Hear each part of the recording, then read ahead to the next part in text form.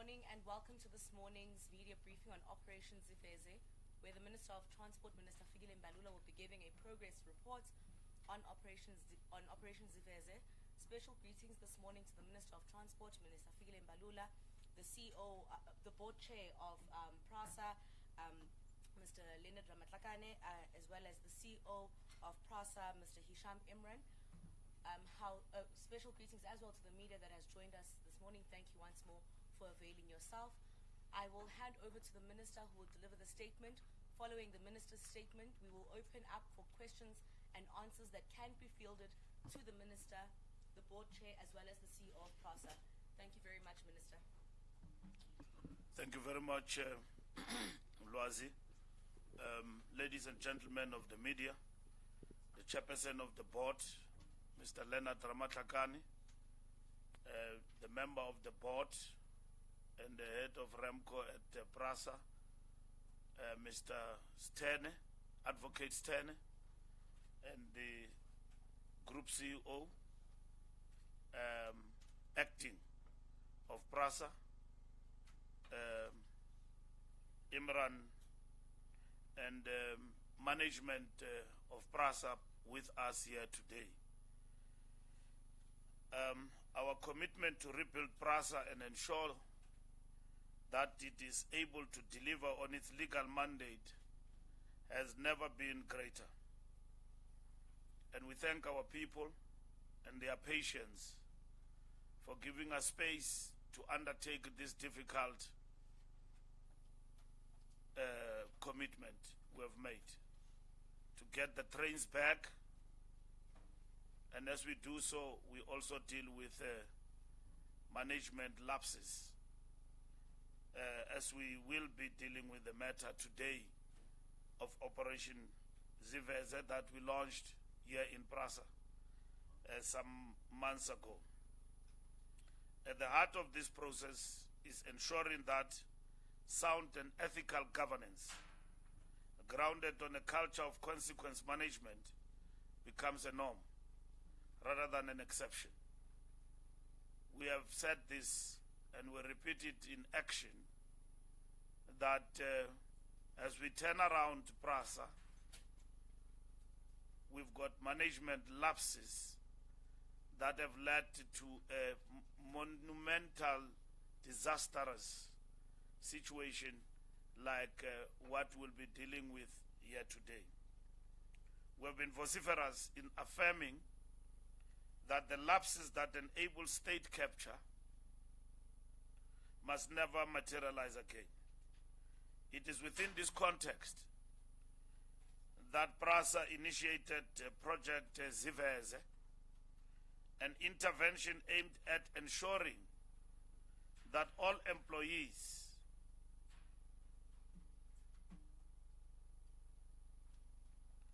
that draw salaries from PRASA are indeed legitimate. This project will solidify our efforts to rebuild PRASA into a credible institution, able to move the millions of South Africans who rely on its services. Project Ziveze was launched 10 months ago to verify all PRASA employees. After material irregularities were uncovered with PRASA's ICT systems, human capital management, and payroll, the scope of the project also extends to validating whether the employment of foreign nationals is in line with the provisions of the law. The initial exercise revealed that several PRASA employees were without valid identity documents and the necessary work permits as required by laws of the Republic. Operation Ziveze is structured in 4 phases and remains work in progress, being undertaken through combined effort by PRASA's research unit, protection services, and human capital departments. Phase 1 entailed a voluntary verification exercise which served as a dipstick for the next phase. Phase 2 entailed a more detailed analysis of the data gathered in phase 1. Phase 3 entails digital verification of fingerprints, identity document and passports by the Department of Home Affairs. Phase 4 is the last phase where a comprehensive report will be produced that contains actionable recommendations for implementation. During phase 1, all employees were invited on a voluntary basis to come forward to be verified with copies of their identity documents, qualifications, and human capital management employee data forms. It was further emphasized that those who fail to present themselves for verification will have their salaries frozen. During this phase, out of the 17,268 recorded employees on PRASA's payroll, 14,268 employees presented themselves for verification. During the same period, 1,199 employees resigned. Do you understand? Phase 1. When you were asked to come forward to be verified, 14,000 came forward out of the 17,000 plus, and then 1,000 immediately disappeared. That is now during the first phase. Failure by 3,000 employees to come forward for physical verifications led to suspicions that there could be a number of ghost employees at PRASA. A cleanup exercise by the PRASA board then ensued to establish whether these were indeed ghost employees as part of their effort to tighten internal controls. Services of an independent service provider were commissioned to establish if these were indeed ghost employees and to identify weaknesses in the PRASA system, as well as identifying culpable officials who may have colluded with unscrupulous people to create ghost employees where this was found to be the case.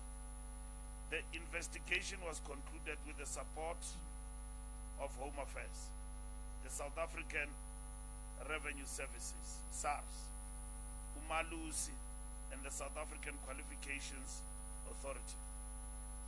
The investigation flagged 2,143 employees who were then grouped according to the following categories. 1, possible ghost employees who could not be physically verified. 2, employees masquerading as somebody else, thus possible identity theft. 3, fraudulent qualifications submitted. 4, employees with serious criminal offenses. The preliminary investigation revealed that 1,480 employees either cannot be physically verified and their files or documentation are non-existent, while others resigned without the necessary supporting documentation at the start of the project. The investigation also revealed a number of instances where ID photos do not match the face of employees. This has triggered further investigation. The investigation concluded that the root cause of these findings are incorrect data capturing of employee information resulting in a corrupted employee database, weaknesses in the PRASA's ICT system, weaknesses in PRASA's internal control environment.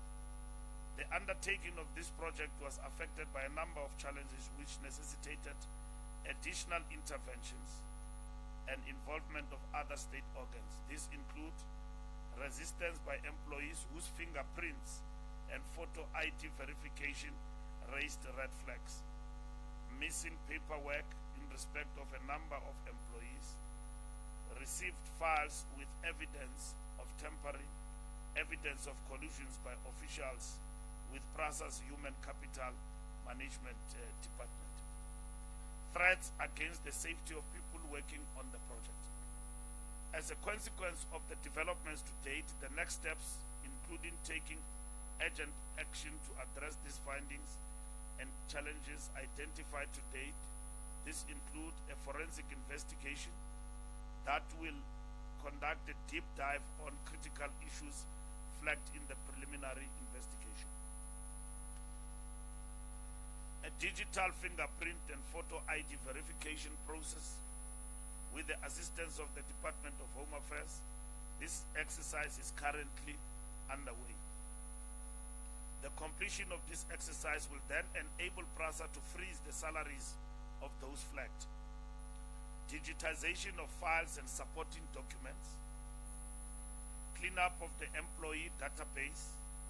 Employees who submitted fraudulent qualifications will be served with letters to explain themselves within 48 hours from today, failing which stricter action will be taken in line with the applicable prescripts. Criminal charges will be laid against those who have committed a fraud.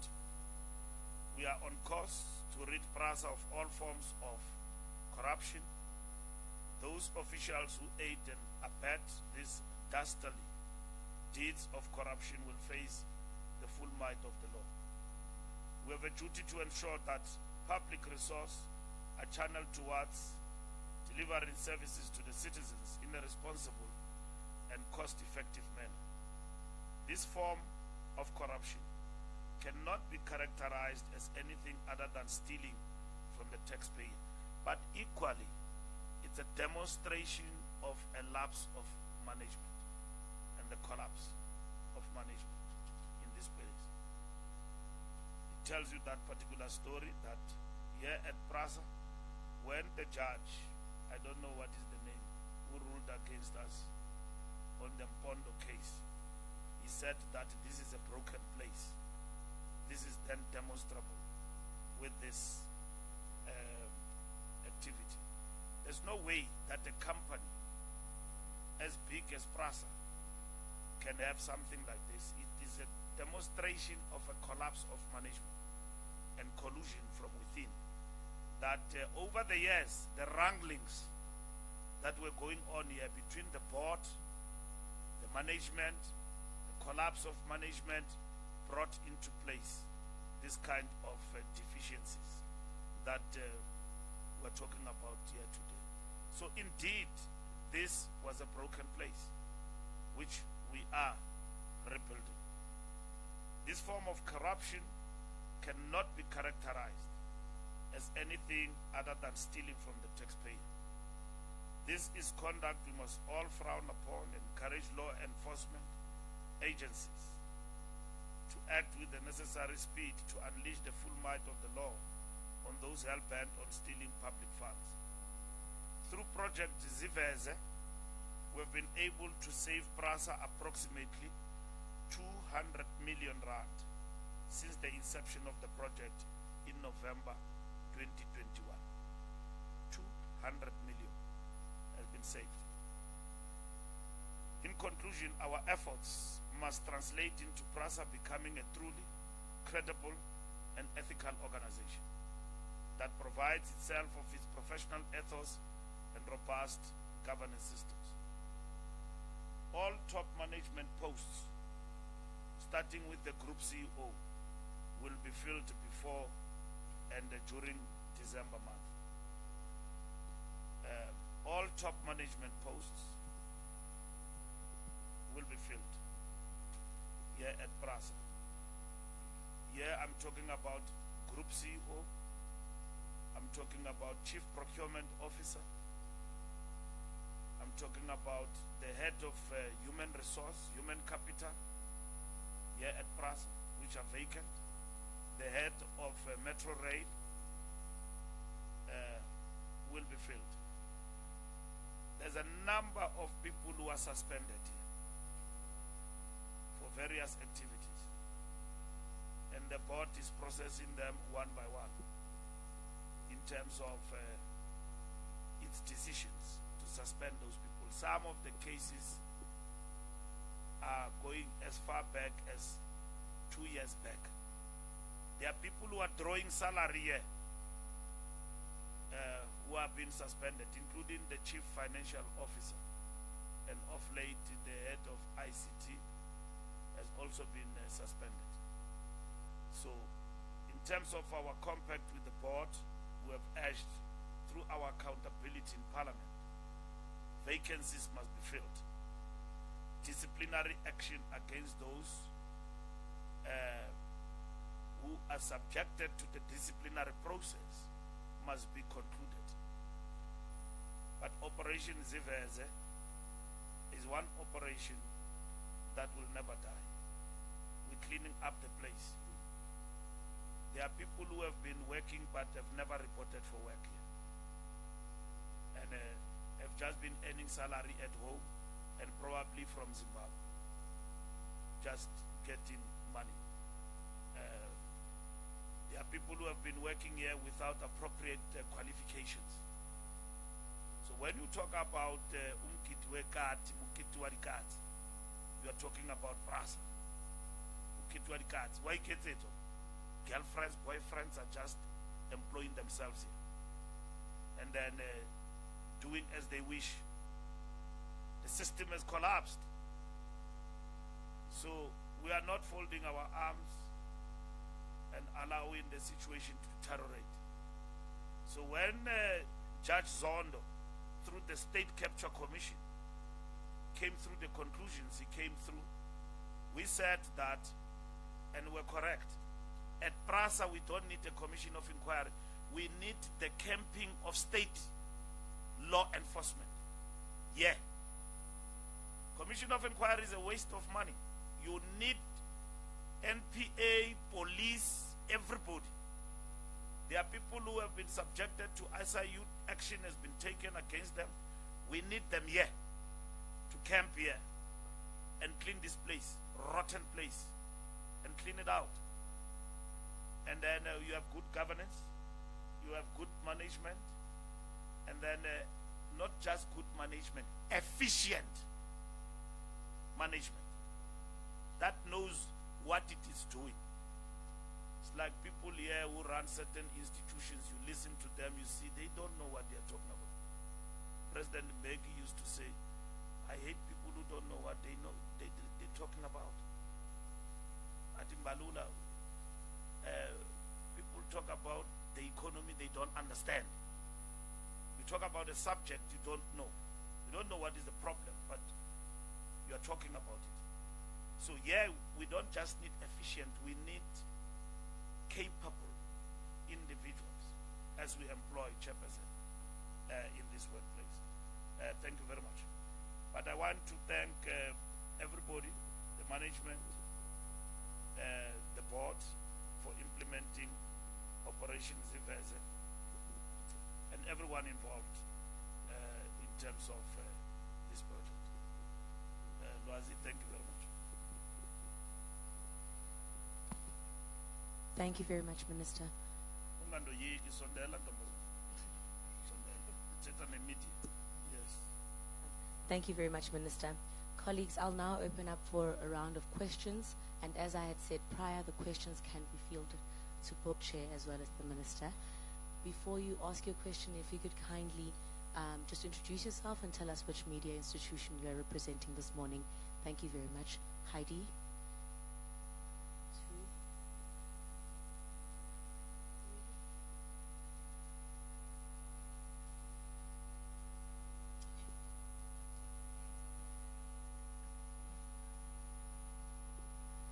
Heidi Jokos from ENCA. Sorry, Minister, just a point of clarity. You said 200 million was saved. Is that because these ghost employees were brought to light and now they're not getting paid anymore? Is that where you've saved the 200 million rand from? And you've said quite a lot. Very shocked, to be really honest.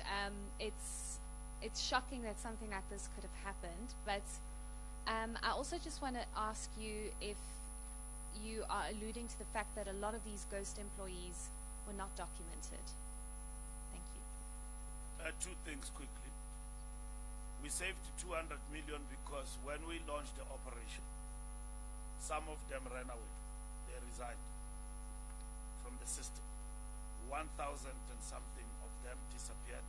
As we discover them, because there were conditionalities of to freeze the salaries, and then they did not come back to report for work, meaning there is a Heidi who's just sitting there dogging salary at PRASA, and then Operation Ziveze comes, that person automatically disappears. And the collusion within the system means some of them are eliminated. So the operation the corruption of this has been orchestrated by collusion from within, and at the same time that you can just rock up and be employed, and without documentation, and all of that. So that is why there is collaboration. Remember, this operation is not dead. There is collaboration with Home Affairs to then verify, is this person existent or is dead. Some of the people in the system are being paid, but they long passed away. They are dead. I'm dead, I'm Fikile, I was working at PRASA, but my salary is being paid. Yeah.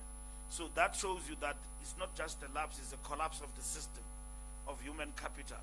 But it is a corrupt system in the sense that you can employ somebody in the system but dogging the salary, which will probably go to some of these collusion partners inside the system. So it means when the board and the management was wrangling and fighting, the rats were inside eating this place and running it down. So there's collapse of management. So this is why the board, through our recommendation, launched what we call Operation Ziveze, meaning show yourself. The day I announced the operation, 1,000 disappeared on the system. Just that day, they were gone, meaning, hey, I don't want to be discovered, gone. Remember at PRASA here, there were allegations that there are foreigners who are working here, who are corrupting the system, who are colluding to run down the system, to run down the company, including in matters like vandalism. Remember, we arrested somebody here. I went to Heidelberg. We arrested somebody here at PRASA. He's serving 15 years in jail for colluding with criminals in terms of stealing of raw materials that is destined to fix the OHTE, overhead transaction, and also stealing that and melting it and then shipping it out via Mozambique to East Asia in terms of copper, and it's a lot of money.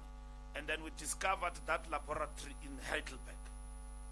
So, and then you come to work, all what you are doing is we buy new material, we buy things to fix the trains to run.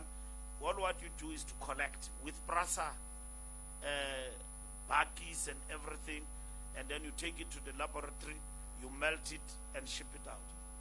You are an employee, you come to work, and this is what has been happening. So this thing that you see of the vandalism and all of that, it just doesn't happen on its own. It happened because there are people who are enabling that corruption, yeah, at PRASA, and running down the institution. That's what has been happening for years. So we buy copper cables and everything else to fix the overhead traction for the trains to run on electricity. They steal it, and then they vandalize. Whereas with COVID-19, that's what has actually happened. One of the fundamental problems that have brought this place down is these ghost workers. Is this corruption of human capital, thugs masquerading in PRASA uniform to be working here, and then they've just been brought into the system. So the board was fighting.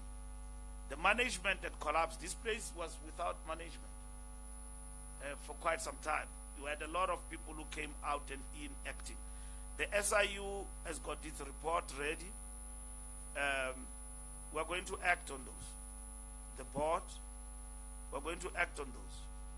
Management, everybody is going to be held accountable. As we eliminate these people in the system, this is part of the work that we are doing here.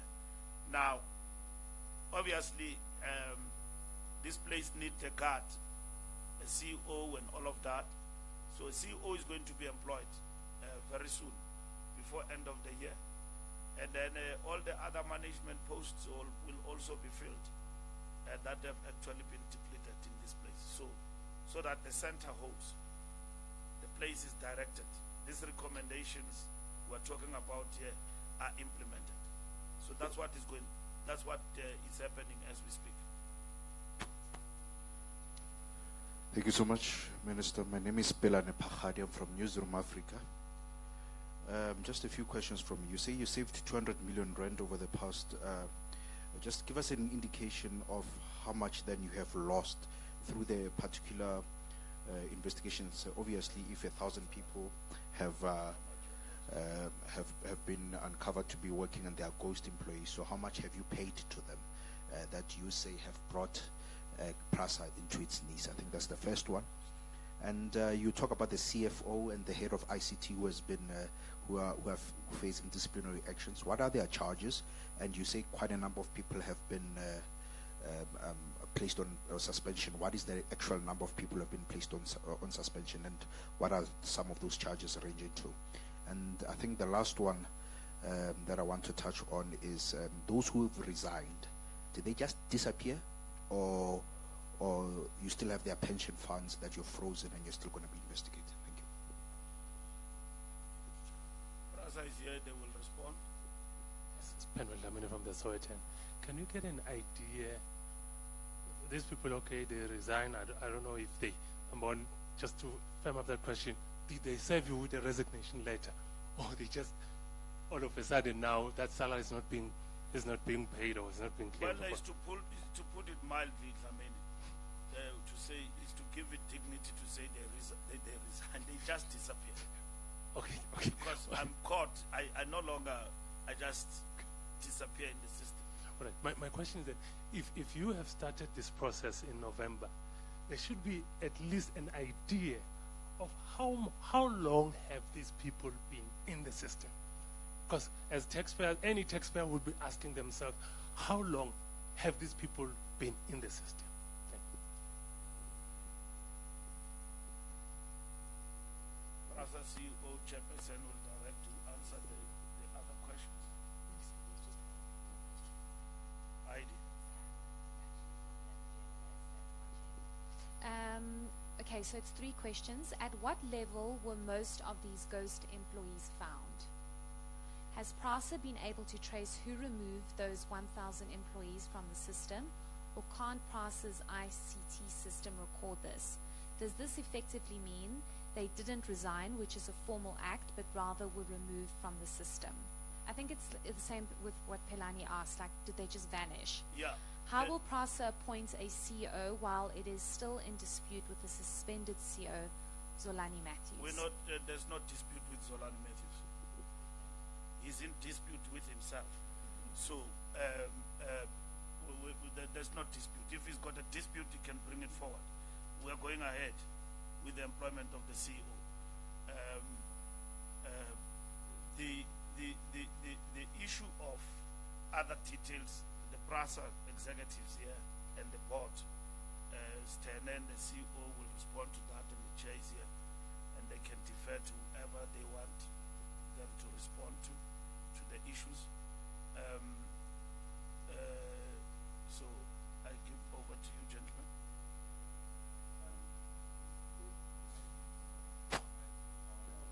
Okay. Or you want them to come here? All right, come forward. Whoever want to answer, just occupy temporarily.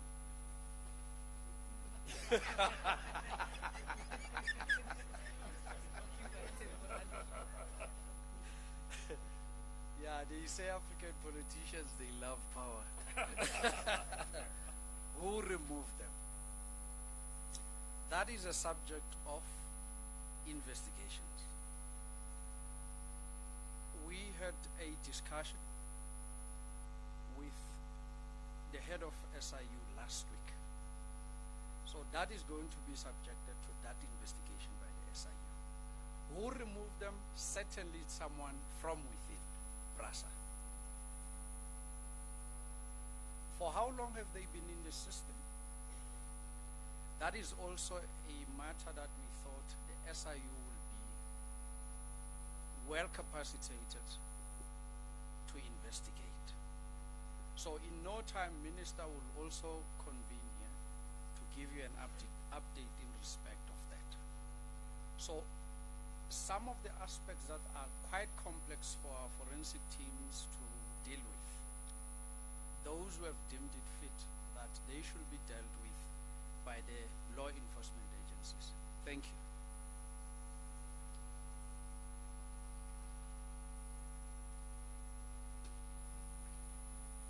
Thank you, Advocate Satini. I think the one question also came up around the cost, the 200 million, and what have we lost. I just wanted to clarify also further on the 200 million, because those figures were directly taken looking at our salary bill between when we started this process and where we are now. And we've picked up a clear sort of an average of 20 million per month where the salary bill has reduced. And that is just for our one operating division, PRASA Rail, which is our biggest division.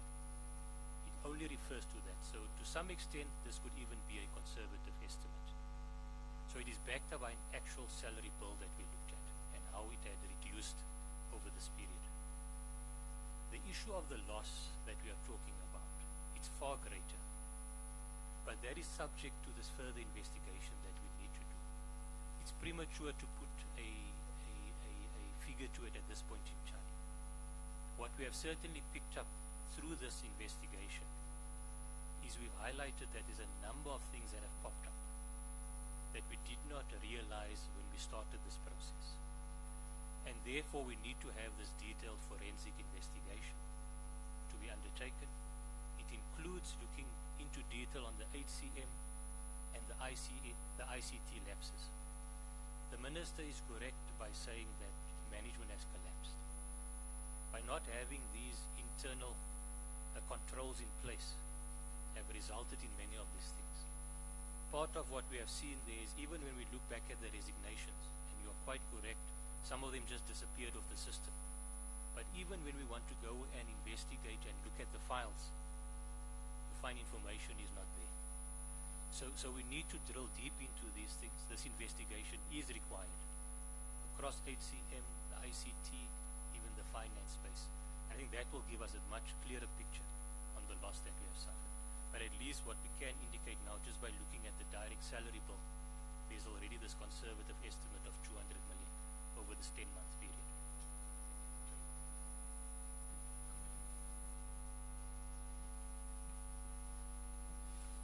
Thank you very much, Minister. The one thing that the Minister has already answered was the issue about there is no dispute between us and the former Group CEO. I just want to explain that as far as the board is concerned, that matter was closed. Whatever the former Group CEO has then done after that, that's what he has done. In fact, he has gone to Labour Court to ask the Labour Court to consider his plea. We have rejected that in our submission. So there isn't anything that stops us from appointing a Group CEO. There isn't at the moment even the court that has already determined that. We're waiting to the Labour Court appeals. When that is ready, probably in the next 3 years, if it all happen quick. But otherwise, we are going to appoint a Group CEO. That's the interview that we are going to be doing. The second thing is that the mystery is this. If 1,400 of workforce leave in one day. We don't know who actually, they have not submitted their resignation letters to us, is the number that disappeared. So it remains suspect that internally maybe there's somebody who has to answer, but that question must be answered by the investigation that we have spoken about with the SIU taking over the investigation. Thank you.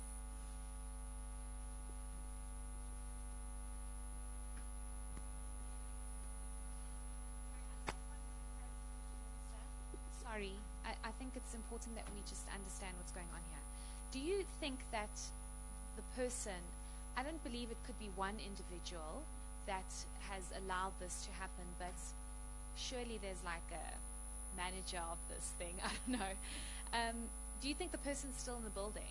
Do you think the person still works for PRASA? Because if you, the way you're explaining it to say that people just vanished and when you go back and look on the system, you can't find the information and there's documents missing, that is possibly an indication that someone is still working within PRASA that's allowing this. From your understanding and from the investigations, is this person still here and is that a worry for you? And I just quickly also have to ask, do you feel you have the necessary support from the SIU, from the MPA and all of them to investigate this? Because this looks like it's far bigger than anybody even imagined. Thanks. Sorry for the question. Yes, we do have support. At the level of the minister, I'm engaging with all those institutions and authorities, and that they have responded positively with a serious operation going on at this place. There have been arrests, and there's going to be more arrests. In terms of corruption, SIU have been on top of their game, and that they've given us recommendations. The board have acted on some of the recommendations. Suspension of people, subjecting people into disciplinary action. So the question you asked about how many people and what are they charged for, majority of the people who are charged here are charged by recommendation of the SIU. And you know, some of them have been evading coming to the fore to face disciplinary action that has been undertaken by the board and the management. They've just been evasive. So I don't want to mention names. Some of the details we won't deal with them. But the information we're giving you is to say to you, we are cleaning up the place, and those crooks who are in the system, we've got an appointment with them, day and night. And we're going to, they are going to fall. They are going to fall, and they are not going to win at the end of the day. All what we are telling you is that we came across this through our own efforts. It's not by accident. It's not like you stumble across a stolen bag of money somewhere. No, we didn't stumble. We put up an operation Ziveze as an initiative to clean up the place, because something told us that there is a problem in the place in relation to ghost workers and employees. Remember, the head of human resource at PRASA passed away. Tandeka, may his soul rest in peace. And then she had initiated some of this operation, to implement the operation. She passed away. Obviously, something like this cannot be done by one person. It's a collusion. It's a scam. It's an operation. It's a syndicate. You get what I mean? So this is what is happening in this place, as you see it. But we are on top of our game and the situation, working with law enforcement. So some of the matters will be referred for criminal investigation.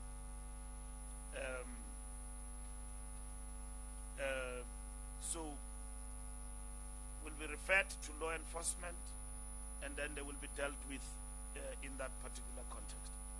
At some point, we will make announcement about people arrest and conviction. Like I said, I gave you one example. Somebody who was colluding inside 15 years in jail, convicted in a case in Heidelberg.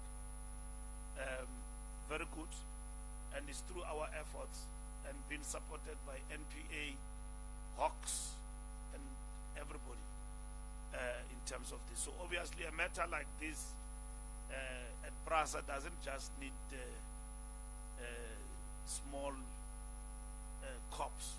They need top engineers who fight crime, and a serious deployment of resources in this particular case, because PRASA is a very big company, and people are stealing here left and right, and so on. But we are arresting that situation in terms of what we need to do, get the right people in the right positions. In terms of employment, we're moving with speed in that particular regard. So when I arrived here, everybody was afraid to touch anything. The place had literally collapsed, and the board was not helpful. And then I had to do away with that board, which was an interim board. And then went to appoint the administrator, who did a marvelous job, but he was undermined because his credentials and bona fides were being questioned. That is an illegitimate employee here.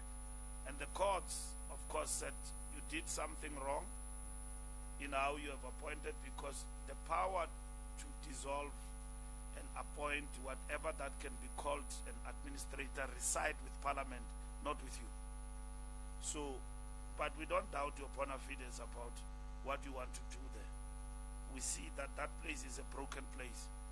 Good for that, but don't undermine the law. So that is what we have done.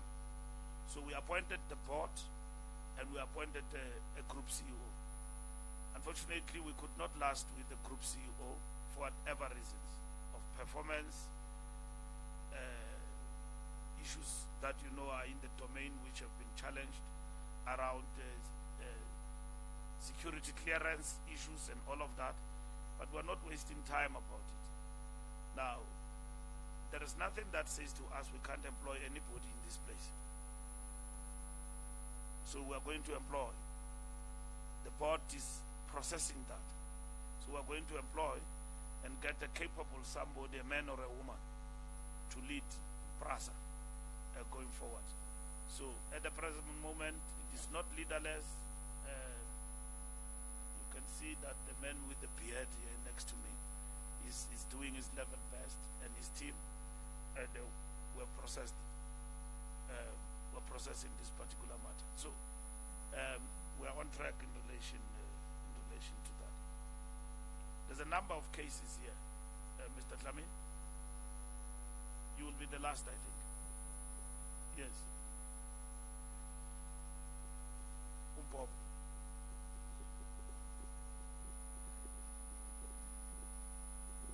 Can we understand what is the process that when you were verifying, what did you do?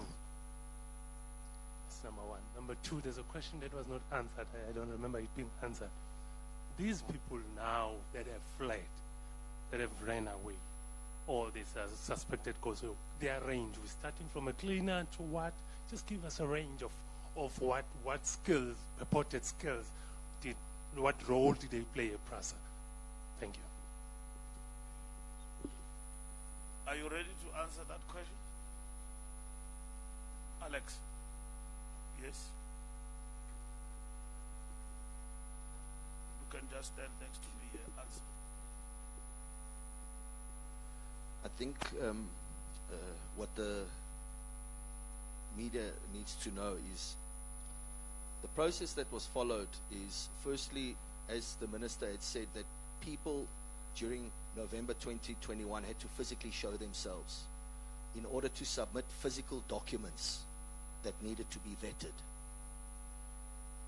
That brought an element of resignations as well as multiple people not showing themselves.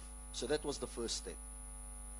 The second step was doing data analysis data analysis in identifying also via the heinous system to see whether identifications are valid or invalid. Lastly, there's a parallel approach that PRASA has adopted in order to continue. This parallel approach is a two-pronged approach. Firstly, the verification of the individual or individuals within our employment, and secondly, the investigation of the metadata within our system itself. So the metadata has found multiple errors or multiple suspects that are getting analyzed, or the analysis of that metadata. In terms of the variation of those that have resigned and those are in question, is to the level of our bottom areas through to assistant managing areas of PRASA itself. So there's a culmination of lower level as well as the medium level within PRASA itself. Thank you. Thank you very much. Ladies and gentlemen of the media, and the story of Operation Ziveze is not closed, it's continuing. And would like our methodology to be adopted by collapsed institutions within the state. Because this methodology, it has proven to be correct. When you deal with a broken place, you want to revive it, you want to turn it around. You can't turn it around without a scientific tool and a methodology of getting to the root cause of what is the problem. And once we detected that here is the problem, this is how we deal with it to cleanse it. So we have been proven correct that indeed there's been maladministration here, which has cost the taxpayer billions of rands, money that we don't have. And so Operation Ziveze has been a brilliant, not just as a concept, but brilliant in terms of rebuilding process, which has happened as a result of state capture, but over and above the collapse of governance at PRASA. During that period when the board was fighting with the management, no administration here, this is what has happened. You can just take an example of your own household. When you abandon a property, when you come back after 12 months, there will be rats there, and then running down the property and all of that. This is what has happened here.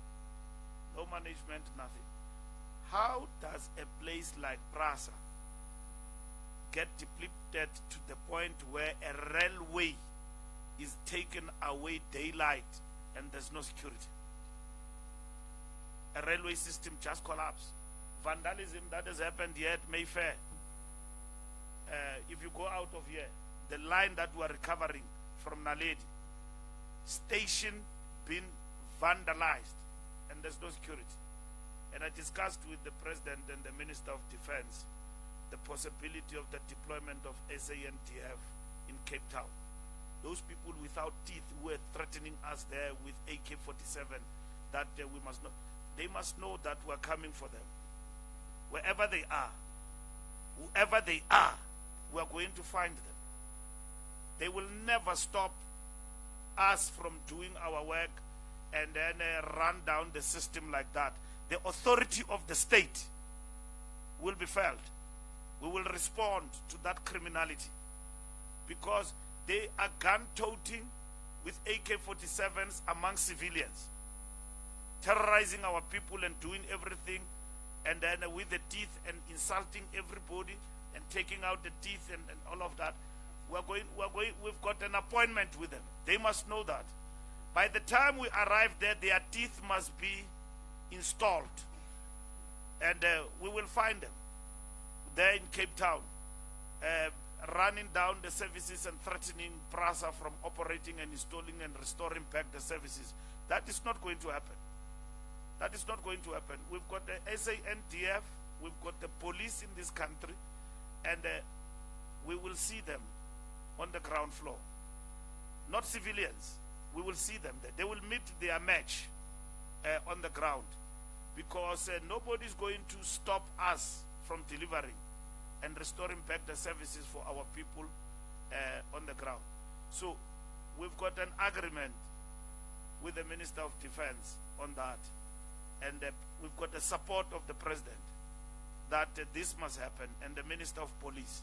So we are going to respond to those criminals there in Cape Town who are threatening us. We are recovering the lines. We'll also give you a report on the recovery of the lines, so that you don't just talk, we don't talk theory. We give you the reality. We said we'll give you all the lines by end of the year, and then that we promised, 9 or 10 of them in the state of the nation, we have delivered those lines.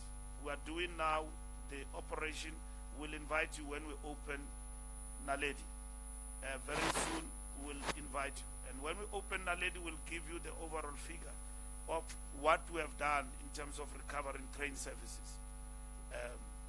We just had a challenge with the new blue trains in Soweto from the engineering perspective, but the acting group CEO briefed me and the board, and then he was dealing with that particular matter. Because I don't want Soweto people to say you are giving blue trains everywhere, and Soweto people like clever things, you know. So you come to Soweto, you still give us old trains. So hey, those people, I must respect them. So we need, as we deploy these new trains, even when we go to Soweto, we must be able. So they were fixing that problem, and there have been tests that have been done on the line, and people are very happy and excited to get the trains back. But thank you very much, and I wish to conclude by thanking everybody involved in this project at PRASA, and which have given us a magnificent result. It's not over. It's not over. This work must be done. It's my instruction. Clinical and concluded properly. It's a very important work that we're doing here in this place, which has suffered serious vandalism from a point of view of human capital, from a point of view of the infrastructure itself. But we are recovering, and we need support of National Treasury as we do this work. So they must see. Enoch Kotongwana said to me, the Minister of Finance, show me the work we are doing. So I'm showing him flames now. That when I go to him and ask for more money for this place, he must see the work I'm doing on the ground and the results we can demonstrate. And thank you very much. Thank you very much, Minister. Thank you to the board chair of PRASA, Mr. Leonard Ramatlakane. Thank you very much to the member of the board, Advocate Smanga Satene. Thank you to the CEO, Mr. Hisham Imran.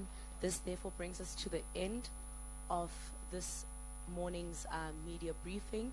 Thank you very much, colleagues, for joining us this morning. There are refreshments in the room next door, so please, on your way out, please do grab something to line your stomach. Thank you very much.